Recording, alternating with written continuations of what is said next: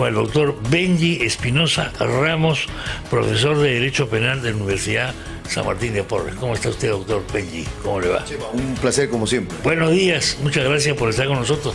Ha pasado desapercibido el tema de la señora Boluarte por toda la cosa, lo que los mercados llaman ruido político, ¿no?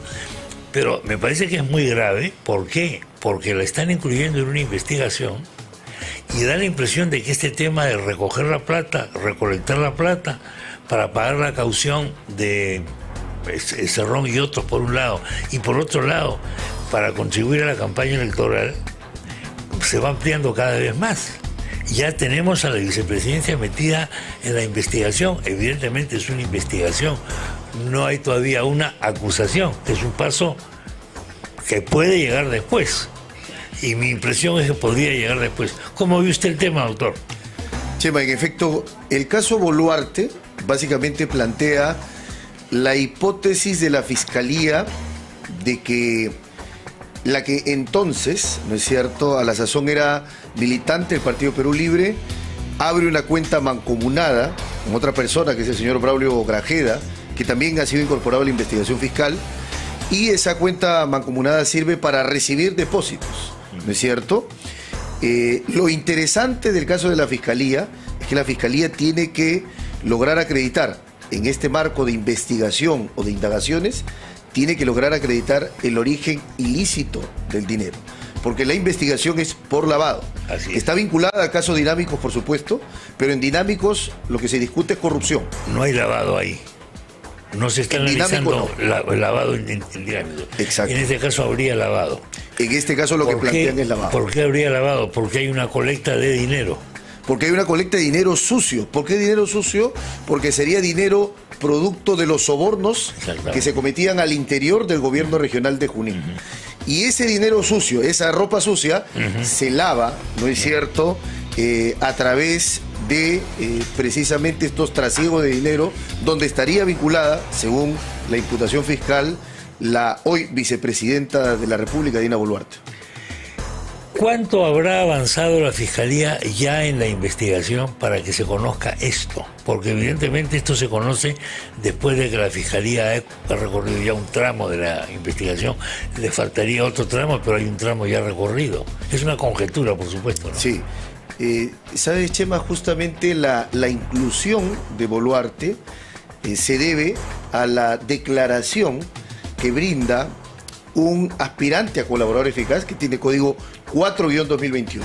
Este aspirante a colaborador eficaz precisamente coloca en la escena de los hechos a Dina Boluarte como parte de la dirección política alta de Perú Libre, en la que, por un lado, conocía, ¿no es cierto?, que este dinero no solo era, digamos, un resabio de las remuneraciones que le pagaban a los trabajadores del gobierno regional, sino que además eran producto de actos de corrupción.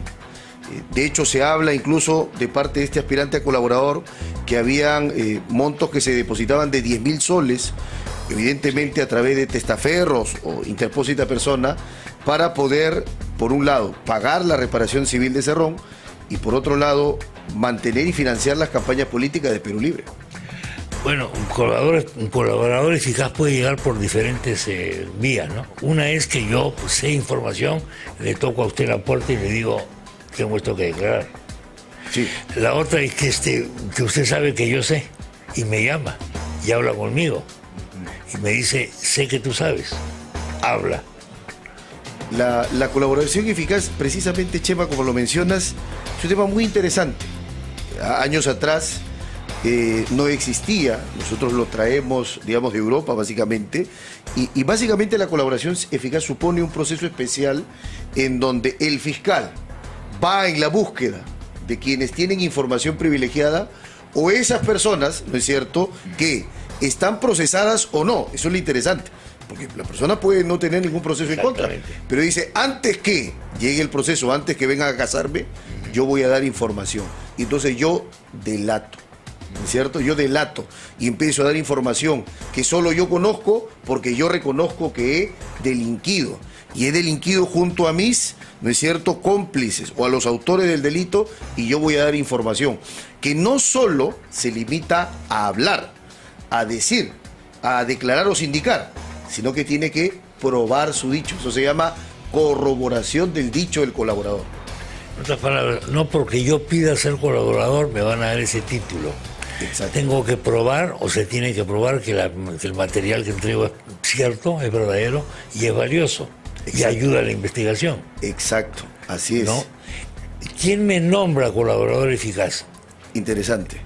Hay hasta, digamos, dos ámbitos para distinguir en la colaboración eficaz.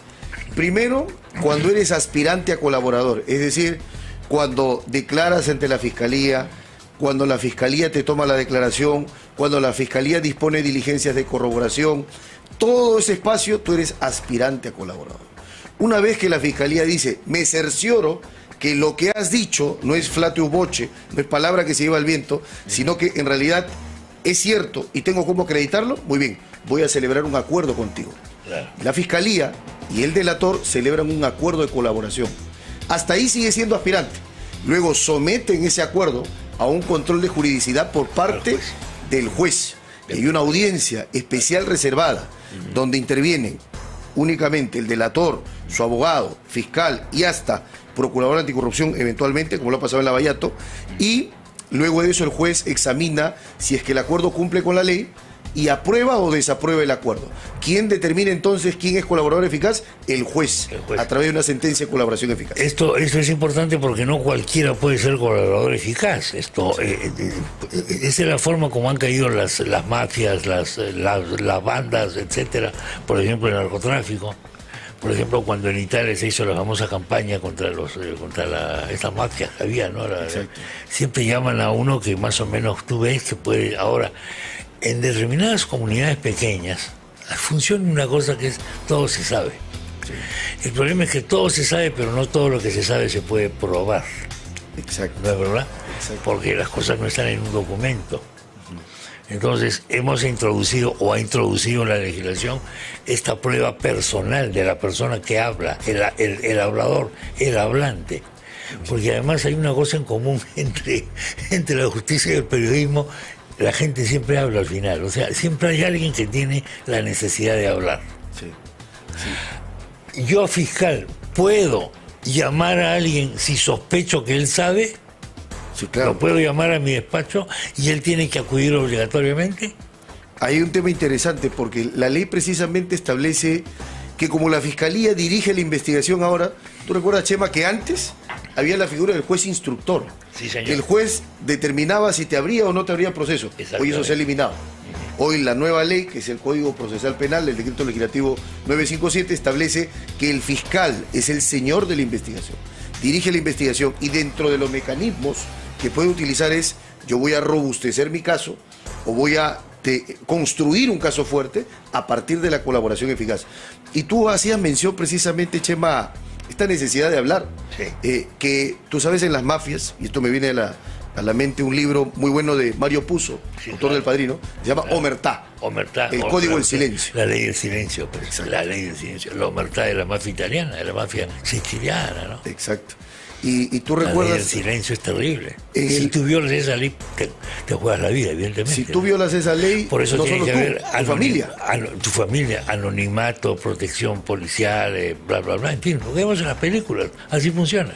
Y lo vemos en la vida real con un autor, el autor de Gomorra, que es Roberto Saviano. Que hoy vive con una identidad desconocida. Exactamente. Por haber descubierto a la mafia. O sea, el autor está hablando de escritores que han publicado libros, novelas sobre este tema. Escritores, no jueces. El juez, ya no te digo nada, ¿no? El juez que ha condenado a un capo de tutti capi. Entonces ya ese se la tiene jurada de por vida. De por vida. Falcone, que lo mataron. Lo mataron. Se está jugando la vida. Bueno, sí. Estamos entonces en un estadio de la investigación a Dina Boluarte, que va a durar un tiempo más. Sí. Y el fiscal va a ver si tiene peso o no tiene peso lo que está recogiendo como pruebas. precisamente ese es el fin de la investigación, realizar actos de averiguación. Una persona ha dicho que ya está comprometida, no es que porque lo dice irremisiblemente se trata de una palabra sagrada y hay que creerle, no. Yo tengo que confirmar lo que dice. Y la ley le da espacios largos a la Fiscalía para poder investigar, averiguar, descubrir.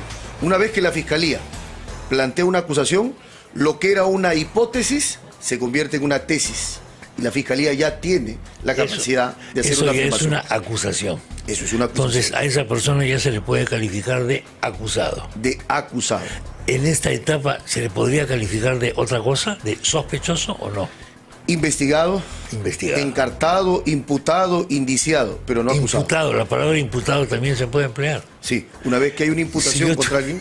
Si yo tuviese que elegir de todo ese abanico de posibilidades, la palabra que suena más para la opinión pública es imputado. Imputado. O sea, no es cualquier cosa.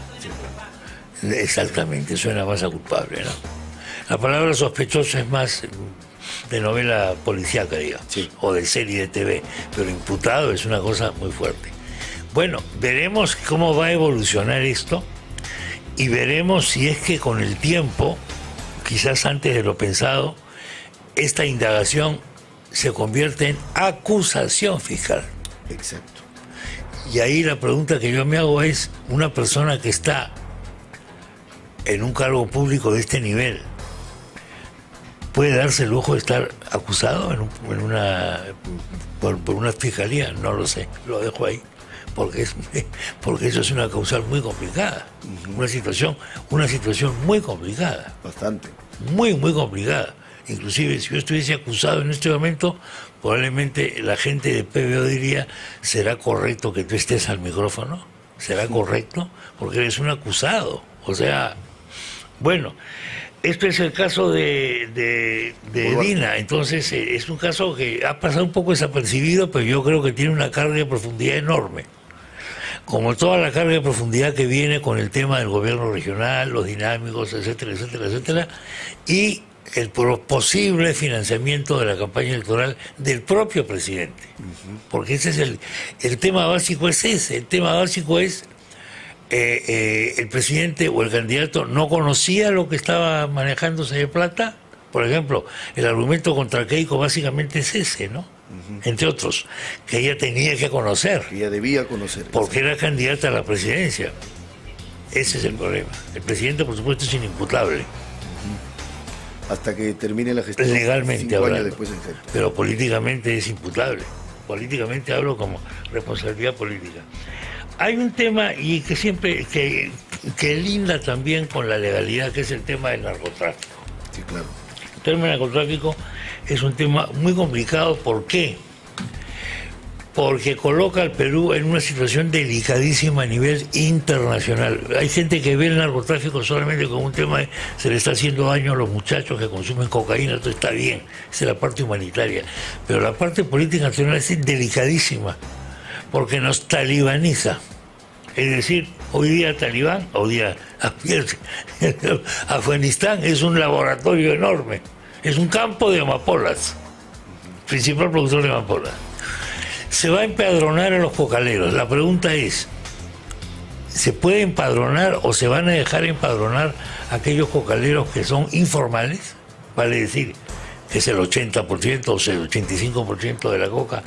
¿Es realista pensar eso? ¿Qué les van a dar para poderlos empadronar? Porque tiene que haber un canje, evidentemente, hay una negociación, un pacto, un contrato con ellos. Sí, yo creo que ahí el gobierno peca de ingenuo.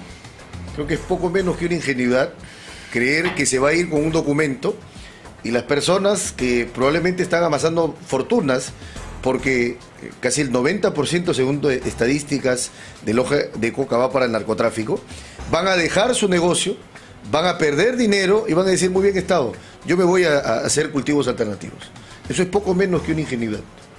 Y además, si tenemos en cuenta los estudios que se han hecho, se establece que casi no hay hoja de coca que pueda servir para el consumo humano. Casi todo está contaminado. Sí, Efectivamente, el consumo humano y la parte de la industrialización, que son algunas pequeñas cosas, es una cantidad mucho menor mínima a la que tenemos, ¿no? Evidentemente, claro, yo sé que es muy simpático decirle a la gente, no erradiquemos, industrialicemos.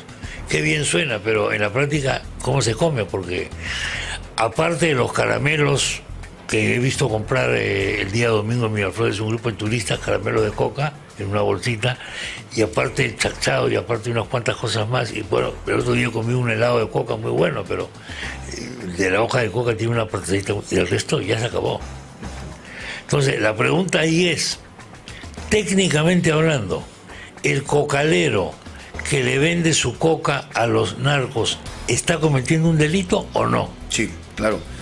Nuestra legislación además es muy dura, muy dura, es una de las más duras del mundo. Si nosotros hacemos una comparación político-criminalmente, el Perú es un país que castiga con extrema severidad todo el ciclo del narcotráfico, desde quienes trafican con insumos químicos, ¿no es cierto?, más allá de lo permitido. Segundo, desde las personas que poseen droga. El Código Penal establece que tú puedes tener un consumo mínimo para el propio inmediato consumo. Sí. Fuera de eso, el Estado presume que lo estás haciendo para comercializar. Y propiamente hay, hoy por ejemplo en la legislación peruana, se castiga incluso la conspiración para traficar. O sea, si nos reunimos para traficar, al final no traficamos, eso es delito. Eso en el derecho penal se llama adelanto las barreras de castigo, adelanto o anticipo la punibilidad. ¿Por qué? Porque quiero romper con todos los ciclos del tráfico de drogas. Ahora, ¿qué pasa si yo soy un cocalero ilegal? Me acerco al Estado, en este caso de Vida, y le digo, ok, vamos a hacer un convenio, vamos a hacer un contrato, como se ha hecho ya en el pasado, ¿eh? Lo que pasa es que esto después se descuidó. Y yo voy a dejar mis cultivos de coca, que son cultivos, reconozco que son ilegales, y lo voy a reemplazar por X, los famosos cultivos alternativos de los que se habló. Pero no me castigues, no me apliques la ley, no me persigas como delincuente. ¿Es posible hacer eso o no es posible hacer eso? A ver, tendría que aplicarse o bien una amnistía, ¿no es cierto?, que sería una figura a través del Congreso, o tendría que primero abrirse la investigación a las personas y luego el presidente indultar. ¿No es cierto? O sea, tendría que utilizarse, digamos, estas gracias o presidenciales o del legislativo para poder hacer ello, porque evidentemente si hay delito y hay confesión, el Estado no puede dejar de perseguir el delito. La acción penal, se dice, es irretractable. Correcto. No es que yo dejo de combatir al criminal porque quiero o porque el criminal es buena gente, no, tengo que seguirlo. Exacto. Aunque haya retirado la denuncia, por ejemplo, la persona, en el caso de que hay un delito comprobado. Si hay un delito comprobado ya es diferente la cosa. Y en el proceso penal, Chema, precisamente, no existe la transacción, salvo en los casos de procesos de querella. Sí. O sea, lo que son ejercicios privados de la acción penal, difamación, calumnia, o lesiones leves o violación a la intimidad.